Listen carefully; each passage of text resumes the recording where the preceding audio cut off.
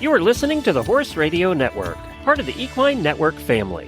What a beautiful day for horses in the morning. You are listening to the #1 horse podcast in the world. Here's your entertaining look at the horse world and the people in it.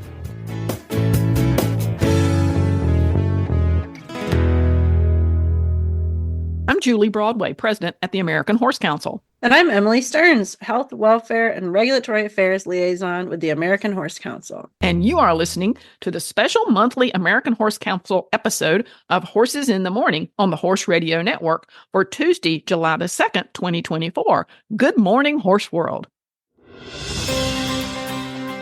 It's time to hear from the American Horse Council in this monthly episode of Horses in the Morning. Thank you, listeners, for tuning in this morning. Happy 4th of July, which is just a few days away. We are delighted to have Bret Maceyak of the Professional Association of Therapeutic Horsemanship International, or PATH, joining us today to talk about the American Disabilities Act and inclusion of miniature horses as service animals. We are really excited about this. I'm sorry, listeners, but you guys know me. I'm a little bit of a data nerd. So from the most recent economic impact study, it said the U.S. horse population was at 6.5 million, although I've heard some other sources give out a couple of different numbers. Anyway, the 8th ranked population in this recent survey was miniature horses. We were totally shocked to see them break the top 10 this time. There are 182,000 miniature horses in the United States. Who knew? And their popularity just seems to keep growing, Emily. And so before we started interviewing people, I thought it might be prudent to kind of go back for a little history lesson as we get into talking about miniature horses. So the American Miniature Horse Association says the first mention of a small horse being imported into the United States was in 1888, which actually is later than I thought it would be. And research shows there was little public awareness of miniature horses until kind of 1960. And that the popular belief was that the American miniature horse utilized the blood of both English and Dutch mine horses that were brought into the country for mine work, particularly around the Appalachian coal mines as late as 1950. And the American miniature horse, as documented in pedigrees of miniatures today, also have a lot of bloodlines from Shetland ponies as well. And throughout its colorful past, the miniature horse breed has been bred for all kinds of things, ranging from pets to kind of novelty animals, research, mining work, like we mentioned, exhibition, and most notably royal gifts. What king or queen wouldn't want a miniature horse? Julie, and I don't think we mentioned this yet, what actually defines a horse as miniature? Well, it's based upon size. So they can be no bigger than 34 inches from the base of the last hair of the mane. And when I think about that, 34 inches, so that's less than 3 feet. That's not very big at all. My dogs are bigger.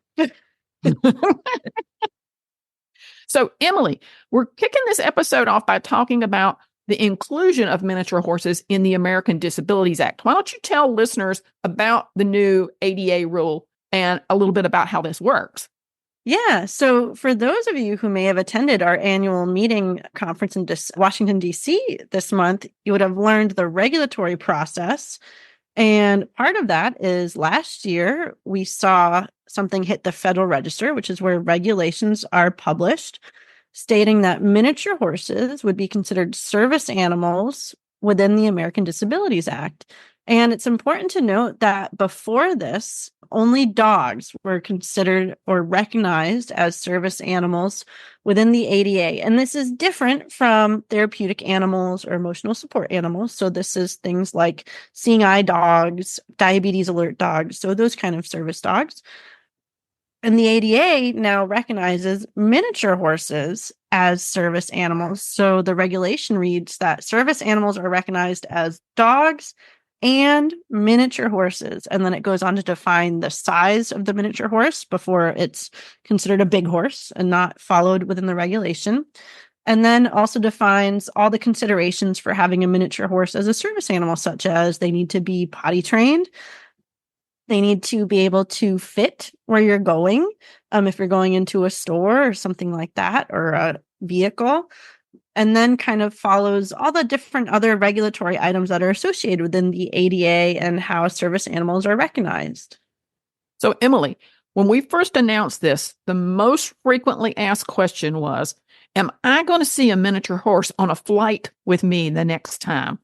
And I think the answer to that is it depends the airline. But yeah, I think what so do you too. think? Yeah, I think so too. And I think the answer depends on maybe some things our guest later today is going to discuss with us, because it really seems like we needed an expert to come in and tell us how this all works. Well, I know there'd been so much controversy around people taking their pet iguanas or peacocks or all kinds of animals on planes. So, yeah, I think there's probably some more we need to know about how this exactly is going to work. Turn your love of horses into savings with equine discounts through the NTRA. Purchase through equine discounts and receive great savings on well-known brands like John Deere, Sherwin-Williams, Big Ass Fans, Farmers Insurance, and Office Depot. Join thousands of other equine members and support companies that give back to the industry we all love. Call 866-678-4289 or visit equinediscounts.com to start saving today. Okay, listeners, so as we said, we're delighted to have Bret Maceyak with us from Path International. She has been a horsewoman from childhood and witnessed the efficacy of therapeutic riding for individuals with disabilities during her teens. She knew early on in her career in equine assisted services that it was inevitable. She was going to go down this road, wanting to gain a better understanding behind the physiology and the biomechanics associated with the benefits of therapeutic riding. She studied kinesiology and integrative physiology. I can hardly say that word, at the University of Colorado at Boulder, and she earned a bachelor's degree. And after achieving her Path International Registered Therapeutic Riding Instructor certification in 2010, she relocated to a large Path Premier accredited center in Washington State, which was Little Bit Therapeutic Riding Center. Woohoo, out to Little Bit, to increase her exposure to populations of EAS participants. Through her experience as a therapeutic riding instructor and a longliner for PT, OT, and SLP, treatment sessions using equine movement, she became passionate about elevating the understanding, visibility, professionalism, and reputation of Path International's credentials in the eyes of the general public.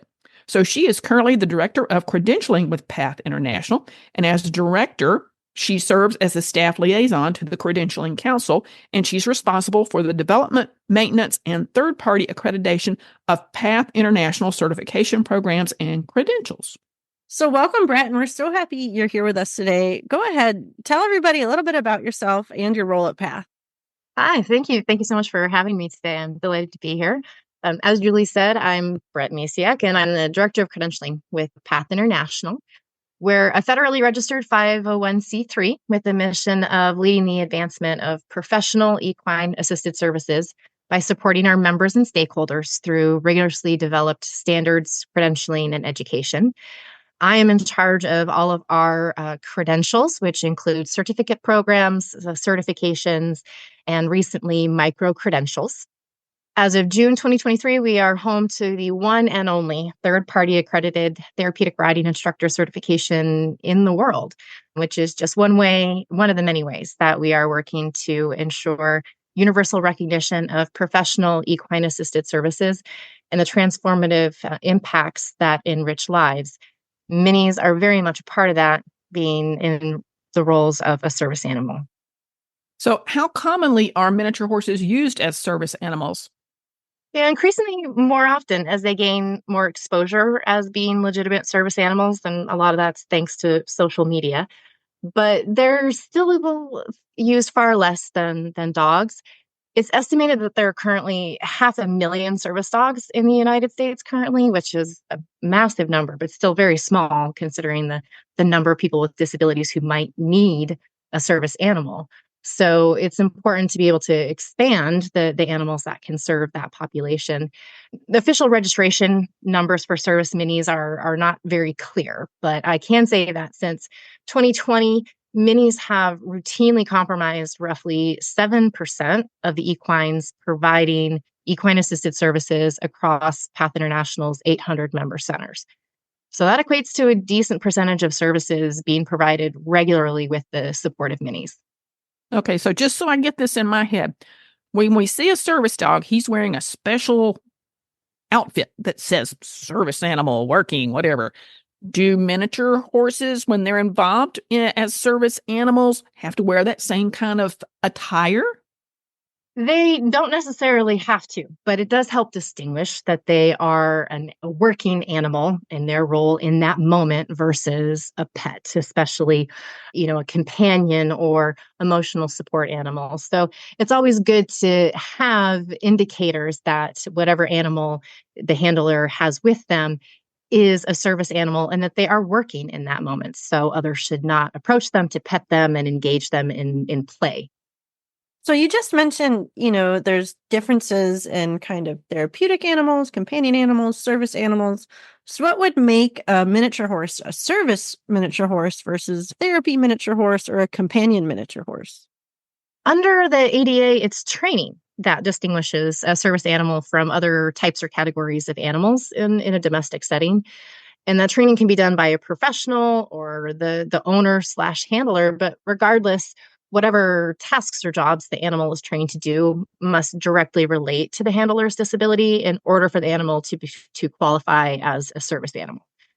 Service animals are considered working animals, not pets. So other support animals, such as emotional support or therapy or companion animal, they can provide companionship and help their handlers cope with day-to-day stressors, but they do not have special training to perform tasks that assist people with disabilities. Do they go through a training program and then at the end they have to take a test and sort of get their credentials? Yeah, often. So again, since the training can be done by an owner or handler, there's not necessarily a test that's required. And there's not even registration that is required for a mini to be considered a service animal. There are optional registration programs that are available online. And through those registration programs, you report what kind of training that you've done with your mini and what services they provide, specific services that they provide. So what might those services be? I mean, I think with the size of miniature horses and, we love horses. I haven't found one that wants to listen to me when I tell it to sit on command. What services might a miniature horse be able to provide? Yeah, they can really provide a wide range. They can be seeing guides. They can also be therapy, emotional support, but they also are really good at providing mobility support. They're highly trainable. They have fantastic memory and offer strength and stamina, which makes them generally well suited for a wide range of handler needs. But that being said, they can be less suited for assisting the hearing impaired because they don't have a quote unquote watchdog instinct. And that's something that's important for a hearing assistant animal to possess in order to appropriately alert their handler. But no matter the services being sought, a skilled professional and trainer ought to be involved to evaluate and match up handler horse teams for temperament, personality, and then the specific performance needs of the handler. I just finished watching an episode of a TV show, and the dog trainer was teaching a Labrador Retriever or another large dog how to do some of these types of activities to be a service animal. And it occurred to me that miniature horses are fairly sturdy and well built. And so helping someone to have a place to put their hand to stand up or to help them, position themselves to sit down or those kinds of things, it would seem miniature horses would be pretty well suited for some of those kinds of jobs. Yeah, absolutely. They're strong enough to provide some physical support, particularly pulling force. So that can be very advantageous in assisting their handler to arise from a seated position to a standing position, or vice versa. They can provide that stability that somebody with a disability might need. And then also, they have really great stamina as well. So when properly conditioned, they can walk many, many miles in a single outing, which some handlers, that's important to their quality of life. So a mini would be well suited for them in that case. So if there's a lot of stuff dogs can do that minis can do and minis can do that dogs can do, why might someone choose a mini horse over a dog as a service animal? There are actually a lot of reasons that someone might choose a mini over a dog. Some are related to personal preference, others practicality, given their living situation. And then there are even more reasons that are related to performance. So there's a lot, these are reasons for why somebody might choose a miniature horse, but they're also at the same time considerations for somebody when they're considering, comparing a dog and a mini. But one of the very first reasons for choosing a mini are that the handler has a dog phobia, or there are religious or cultural reasons that immediately make a canine service animal out of the question. So that's kind of like the breaking point right off the bat is for somebody to decide that they are going to seek a mini versus a dog. But then one of the more common reasons to choose a mini is actually allergies and hygiene. So since horses shed twice a year and very rarely get fleas, they typically produce far less allergens than dogs, and they're also less likely than dogs to pass zoonotic diseases to humans. So those traits often make them highly preferable for health, cleanliness, and housekeeping reasons. And along those lines too, the handler's living situation may also drive them to seek a mini. While minis can live indoors, like many horses or most horses, they're happiest being outdoors, particularly when they're off duty. So, that's important important consideration to think about if you're going to engage a mini as a service animal. But it's also important that they can, tolerate inclement weather better than most of the dog breeds that are typically engaged as service animals. And so minis make a good match for handlers that prefer their service animal to reside outdoors, and also handlers that live in climates with colder temperatures in particular. And, also one of the big advantages of minis in inclement weather and different climates is that they don't have the same sensitivity to ground temperatures that dogs do. So they can potentially spend more time on very hot or very cold sidewalks and streets, more time than a dog really safely can for the sake of their I didn't paws. even think about that. Their paws on the hot pavement versus their little tiny hooves on the hot pavement would be much more suited. Absolutely. Yeah. And then also, the minis have a different level of grip than dogs do. So I'll talk more about this when I'm talking about considerations for businesses. But it's also important to think of the terrain that the handler might be needing to navigate. If they're in a city versus maybe out in the country, there's different considerations as far as the footwear that they might need to provide for their mini or a dog, right? Thankfully, there are booties that exist for both horses and dogs, and those can be important to include for the welfare of the mini or dog. I have 2 Pembroke Welch Corgis listeners, and I can tell you how much they shed. A mini sounding pretty good right now. Absolutely. And they enjoy grooming, right? It's a good opportunity for the handler to bond with them too. So, like dogs, they enjoy grooming, but at the same time, grooming isn't necessarily needed quite as much to help mitigate allergens or just fur in general. And I'm laughing about you mentioning the booties because, ironically enough, I have Great Danes, and one had a little paw surgery last year, and we ended up using mini horse bell boots on her feet to keep her from getting at the little stitches. Yeah.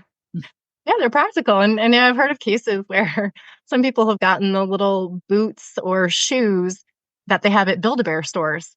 And they use those on their minis because they're soft, they're cushy, they've got a little bit of grip to them, and they help also minimize noise. So when the mini is walking on hard floors, in a nursing home, for example, they don't make quite as much noise. So that just cracks me up to think about Build-A-Bear booties on a mini.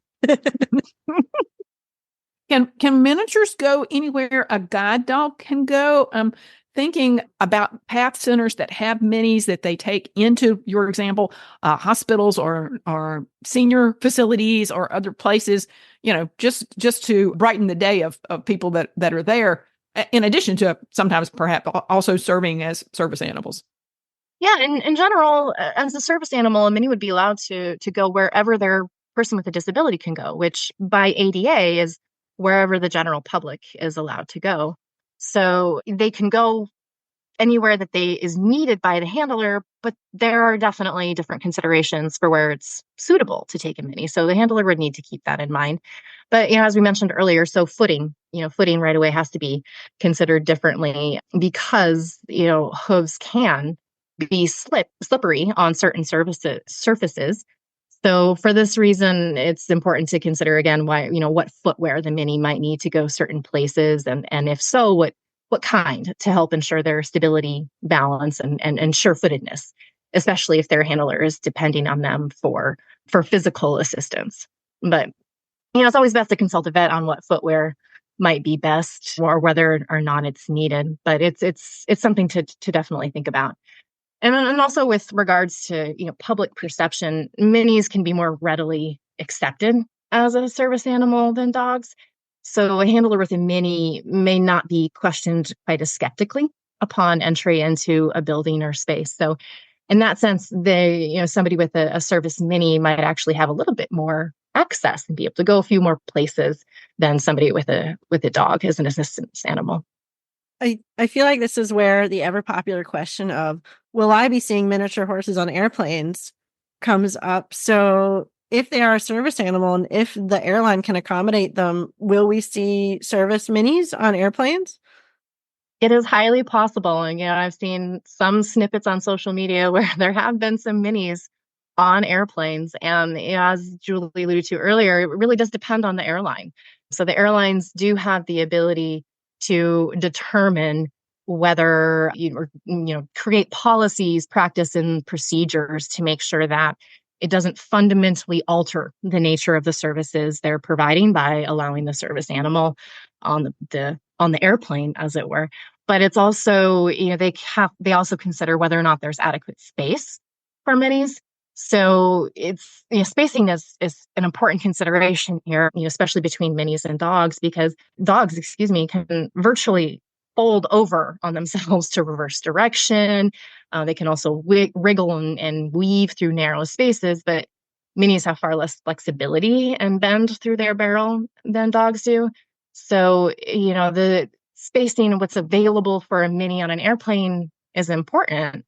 Also, most horses are not comfortable in a sitting position. So while a dog can reduce the length and width of the space they occupy by sitting, minis typically need to stand or lay down. And they take up roughly the same amount of space regardless of which position they're in. So if the airline or the particular plane doesn't have adequate space for that, then it's less likely to see a mini on those flights. I would imagine too, getting on the plane is an important consideration as well. Like if you're getting on a plane that you're going upstairs from the tarmac and disembarking via stairs on the tarmac, that might not be as mini horse friendly as if you're going down a jetway that's a nice, easy ramp. Absolutely. Stairs are always a challenge, or something that should be thought of in advance whenever possible, because stairs can be much more difficult for a mini to navigate than a dog. Again, just flexibility. Dogs can pretty effortlessly hop up stairs. And for minis, that takes quite a bit of muscular effort to do. So that has to be taken into consideration for their training and then also for their conditioning.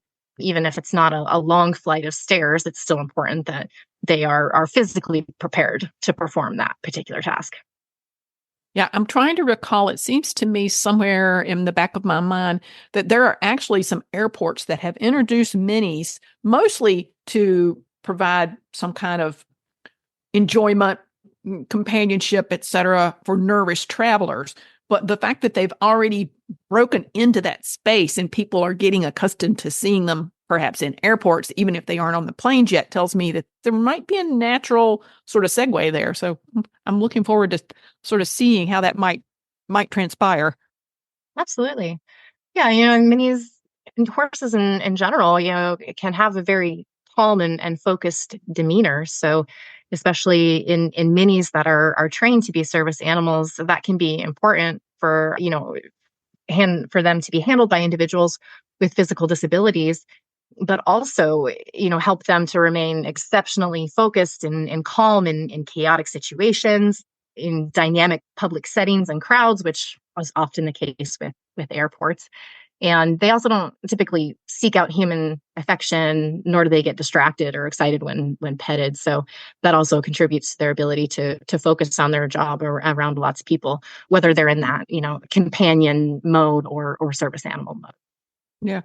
So I think the next question in our conversation then becomes, how might a business or a facility adapt their property to be more service animal friendly and accommodate people who have service animals?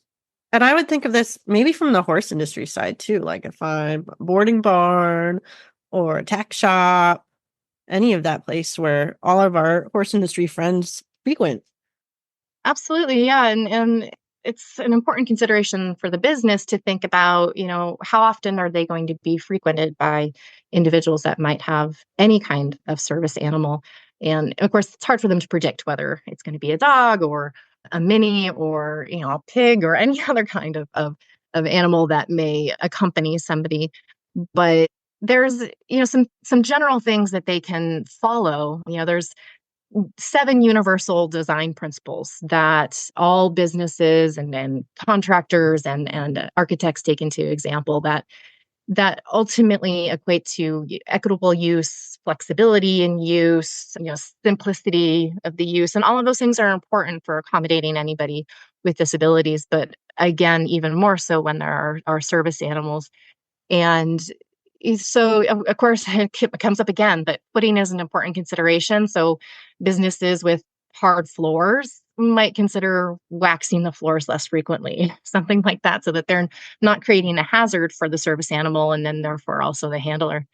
But one of the biggest things that I see businesses frequently forget or just not be aware of is temperature. So, the OSHA recommends a temperature range of 68 to 76 degrees Fahrenheit for most commercial buildings. And that's comfortable for most dogs, but horses are most comfortable when the ambient temperature doesn't exceed 60 degrees Fahrenheit. We're not talking other factors like humidity and things like that. So it's important for businesses to think about, if they're going to keep their business a little bit warmer, then they might have an area or certain spaces where service animals can go to cool down, so that they can continue to do their jobs successfully and efficiently for their handlers. And not as I thought of mentioned that at earlier, all. Wow. yeah, it's something that people or that a lot of businesses and just generally overlook. It's hard to think about in that case, but it can be easy for a mini to overheat in buildings that are heated to, quote unquote, preferred temperature for humans. And Wow. as you mentioned earlier too, spacing. So, and the flexibility of equines. So that includes doorways and aisles or alleyways. So, doorways should be wide enough to accommodate a mini and their handler side by side. And racks of clothing or merchandise should be spaced, or ought to be spaced, so that a mini can comfortably arc their body to bend through a curve or turn to navigate those aisles and racks. But it's a harder consideration if businesses are limited by space. Makes perfect sense now that you've explained it to me. I just hadn't thought through all those nuances. I'm trying to imagine seeing a mini with its handler in, I don't know, a popular department store where I know it even feels tight for me just walking through some of the clothing racks and all those various departments that they have. Absolutely. And sometimes you can't even push a cart in between. You're brushing against all of the clothing and things are falling off the hangers just with you and a cart. So imagine also needing the space for a mini beside you. And often that spacing doesn't exist. I was even thinking of imagine being at a festival or an event or something and you need to use the porta potty and making sure they have one of the big porta potties that your mini would fit with you in. I can imagine that's probably difficult, making sure you're finding bathroom access where your service animal can fit with you. Absolutely. Yeah. And we've been talking about indoor businesses, but outdoor events like that too, yeah, there's a whole other layer of considerations for them to make sure that they're accommodating anybody with a disability.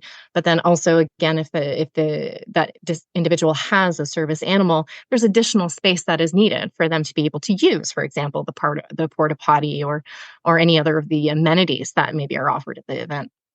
Yeah, just thinking, we run a lot of horse shows in the horse world. And is your show office service animal accessible, or your porta potty service animal accessible? There's a lot of stuff we need to think about. Yeah, absolutely. Okay, so this conversation takes us straight into the obvious question that everybody wants to know.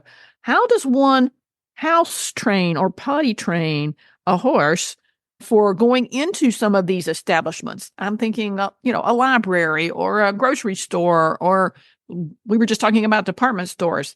And Emily said one of the requirements is they have to be potty trained in order to qualify to be a service animal. Yeah. So thankfully, many horses naturally have a habit of going to the bathroom in only a specific area or types of areas. There's horses that will only relieve themselves on shavings or only relieve themselves on grass, not on hardwood floors, or it might splash them. So that's a somewhat natural behavior in many horses.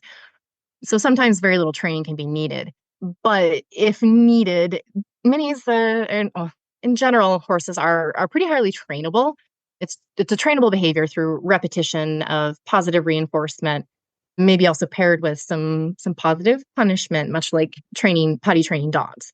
So in general, it doesn't take additional work or effort to potty train horses versus dogs.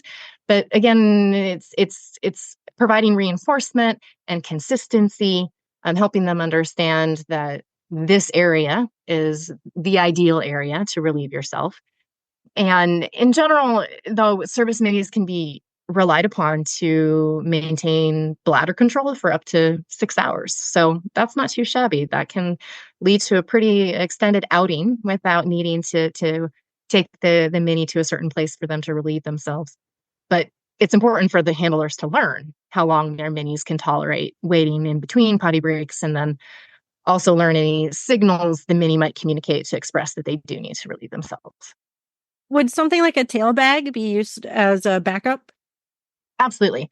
Yeah. So there are many of those on the market, a situation where there is a tail bag that remains in place for the duration of the outing. And that way there's some level of certainty that there will be prompt cleanup if the mini does need to relieve themselves. Well, Emily, I don't want to end on a note about potty training and manure. Bret, what else should our listeners know about miniature horses in general, or specifically about miniature horses being used as service animals?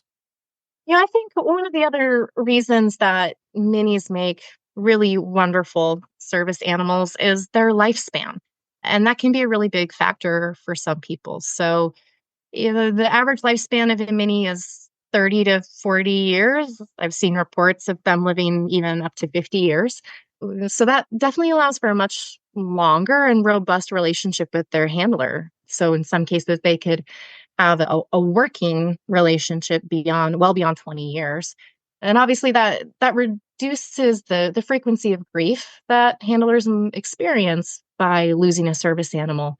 And so that's an important thing to consider too, is that if they can have that service animal for a longer period of time, that can help improve not only their ability to navigate the world around them, but then also to have a loyal, dependable companion when off work, and have them for a really long time.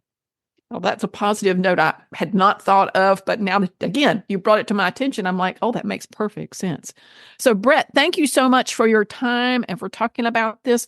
Listeners, you will find her contact information in the show notes when the podcast goes up. So feel free to reach out to her if you've got questions about PATH International, about the Credentialing Council, or about minis and service animals. And Emily, anything you want to add before we wrap up this little segment? No, I just wanted to thank Bret again, because I think it's such a good viewpoint for our listeners to hear. It's so much bigger than just, can they go on an airplane question? Yeah, There's exactly. so many more thoughts or so many more considerations. Yeah. Thanks again, Bret. We appreciate it. Thank you for having me. So today's American Horse Council podcast is brought to you by our friends at Merck Animal Health. Merck Animal Health believes that if we all do right by the horse, we'll never do wrong. And that's why they are driven by an unconditional commitment to the horse and to the veterinarians and the communities who support them. From infectious disease tracking through the equine respiratory biosurveillance program to building a sustainable profession through the veterinary well-being study to creating equine health products with the highest level of safety and efficacy, Merck Animal Health is unconditional, and it's just who they are. Learn more about Merck Animal Health, USA.com. So listeners, we're going to go a little off script today. Normally, this would be where we would do a legislative update. But since you've already heard about the American Disabilities Act, we're going to segue today and we're going to cover a couple of key topics that are very pertinent to what's going on in the world. So Emily, kick us off. Well, Julie, I have to ask right off the bat, have you bought your horse stamps? I have not, and I really need to get on that because they're out and they're becoming in short supply, I think. Yes. So this month, on June 17th, the United States Postal Service has rolled out a collection of horse stamps, and it features 4 very beautiful pictures of horses, and they are a hot commodity. They're just flying off the shelves from what we can tell. So go to your local post office today and see how many sheets you can get. Did you get yours already, Emily? I did. I've got 2 sheets, and I just sent out our thank you notes from our annual meeting to our panel speakers, and I made sure they all had a horse stamp. Awesome. I love that. Okay, so I have 2 other pieces of business that I want to share with you guys. Speaking of horse stamps and loving horses, I want to make sure everybody in the audience knows that in July, we celebrate not 1, but 2 national horse events. First of all, we have on Monday, July the 15th, that is National I Love Horses Day. This is a day dedicated to celebrating the horse in all its glory. And horses are universally cherished and revered and have played a pivotal role in the human history since the domestication in ancient times. And we are very excited about everybody getting online, using social media, doing whatever you want to do to celebrate National I Love Horses Day. And as importantly, on Wednesday, July the 17th, that's National Meet a Horse Day. This is the day when families are warmly welcomed into stables and camps and clubs and organizations so that they can meet a horse and introduce them to the horse community. And we think that horses inspire so much joy and wonder and curiosity. So the day is all about getting people out and connecting them with horses. If you are a riding facility or a camp or an organization and you're going to host an event that day and have the general public in to meet horses, reach out to us at the American Horse Council so we can promote your event. We'd love to see pictures after the event and share those on social media. And always add the hashtag Here for Horses because that's what our marketing campaign's all about. Now, one last thing, Emily, National Meet a Horse Day actually coincides with the National Day of the Cowboy. So we have lots to celebrate on that day. So everybody get out your Western attire, be excited about National Day of the Cowboy and National Meet a Horse Day. And that would include cowgirls too, right, Julie? Cowgirls too, exactly. And the last thing I want to cover in this segment is it's July and it's hot and everybody wants to get out and be with their horse. But I would like to suggest, and our good friend, Dr. Katie Flint at the United States Equestrian Federation put this little checklist together, that if you're going to go out with your horse, you need to monitor your horse and yourself for health reasons in hot weather. You need to stay hydrated, not just the rider, but the horse itself needs to stay hydrated. And you need to look for heat stress signs in the horse, like elevated temperature, rapid breathing, rapid pulse, sort of stumbling, dehydration kind of symptoms, those kinds of things. So if you're out there, you're enjoying your horse, think about your horse's safety and well-being as well as yours when you're in these humid, hot temperatures. I don't know about you, Emily, because you're up from the New England area and I'm here in Washington, D.C., but it's hot and muggy. And Oh, yeah. My litmus test is if the thoroughbred is standing over the lawn sprinkler, then everybody gets the day off. Fair enough. So thank you all for joining us today, and we'll provide more numbers and links in our show notes. We invite you to support our beloved industry and join the American Horse Council and earn a free subscription to our monthly newsletter, which shares the latest in all of our legislative happenings and federal and state regulatory issues and a lot more information that horse owners like you need to know all about. So follow the American Horse Council on social media. You can find us on Facebook, Instagram, X, formerly known as Twitter, and LinkedIn. And you can also subscribe to this podcast RSS feed. You can subscribe to Horses in the Morning on any podcast player and find all shows, including ours, on the Horse Radio Network at horseradionetwork.com.